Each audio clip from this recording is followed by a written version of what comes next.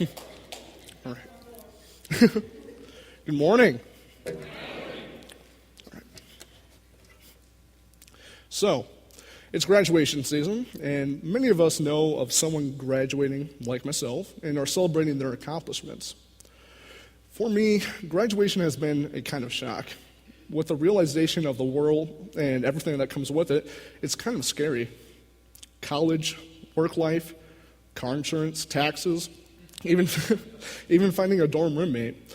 It seems like it's coming at 1,000 miles per hour, and it seems like it's too hard to handle sometimes. But I know that I can do it, and that God will guide me through this transition in my life. However, there's something else that worries me as I look out into this brave new world. There's something that grabs my attention, and it's hard for me to ignore. This world that I'm moving into is a dark place. A world that is lacking love.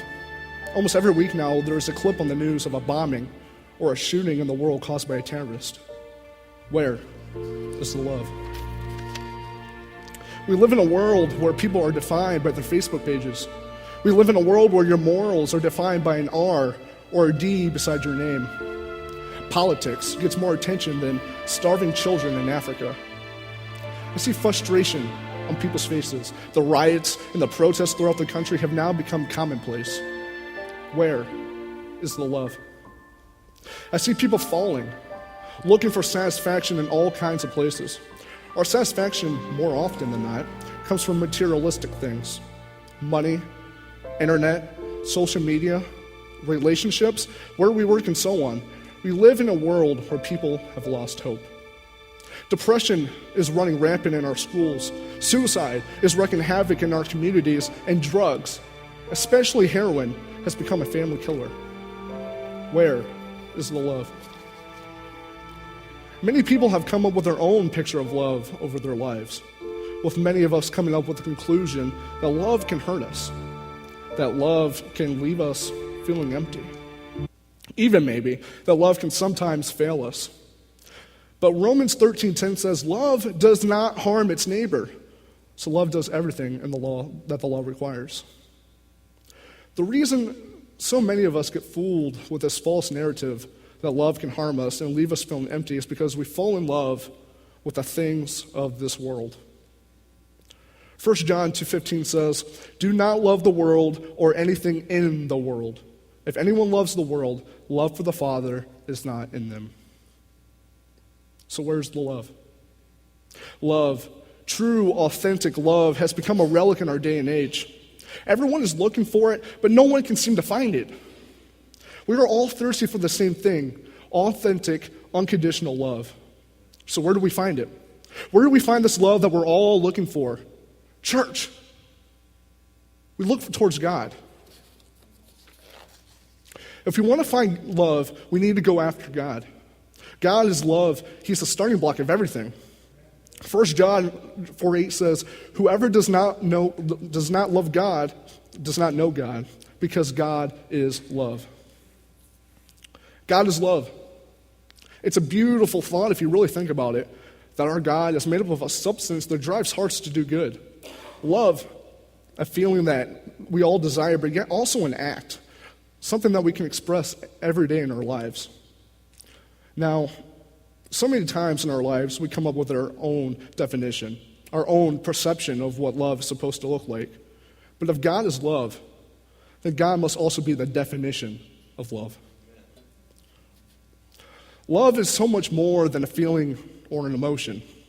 It is so much more than just an act we express. Love has the attributes of God. Love is patient. Love is kind. It does not envy, nor does it boast. It is not proud. It does not dishonor others. It is not self-seeking. It is not easily angered. It keeps no records of wrong. Love does not delight in evil, but rejoices with the truth. It always protects. It always trusts. It always hopes. And it always perseveres. 1 Corinthians 13:4-7.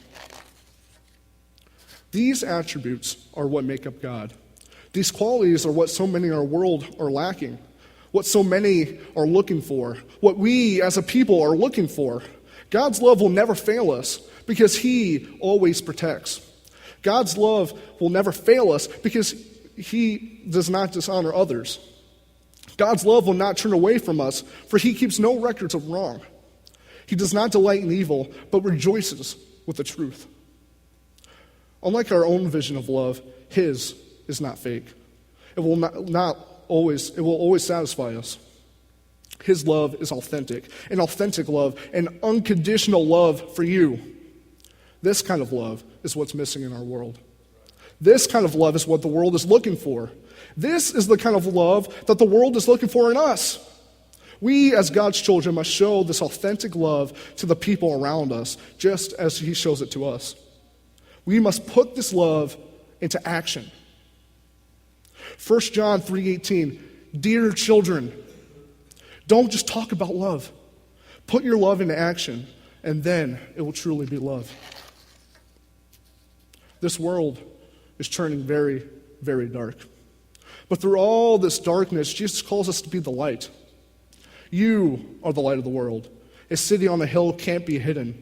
Also, people do not light a lamp and put it under a bowl. Instead, they put it on its stand, and then it gives light to everyone in the house. In the same way, let your light shine in front of others, then they will see the good things you do. And they will praise your Father who is in heaven. Matthew 5:14-16. We cannot sit still and watch while the world wanders around looking for God's love. For that would be like putting a light under a bowl. We must be open about our faith, open about our love. We have to care about one another just as God cares for us. We must love each other with an authentic love, a love that truly cares. We can never underestimate the power of being the one person that will listen when no one else will. The one person to give a helping hand when everyone else turns a blind eye. The one person to give words of encouragement instead of hate. This type of love, this authentic love, is the same love that God loves us with. It's the same love that he wants us to spread around the world. Let's live in that kind of love. A love that has authenticity. A love that draws people near to God.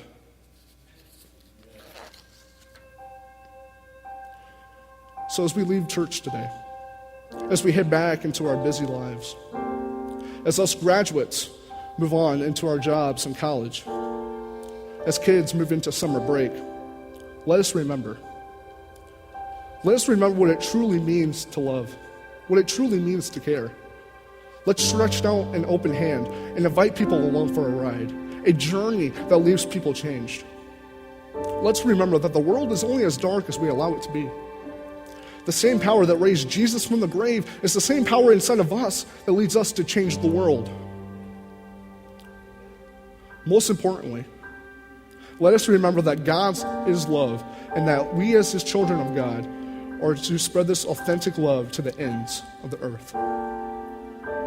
Let us remember these things as we leave here today. For church isn't a four-walled building, an event we attend to on Wednesdays or Sundays. Church is a living, breathing body of people that God has set forth to change the world and hit through his perfect plans. So, in a world lacking love, in a world full of terrorist attacks and self-absorbed people, in a world where people riot and protest, in a world where families are ripped apart, drugs run rampant in the streets, and our kids contemplate suicide on a daily basis, where is the love? Church, I see the love right here.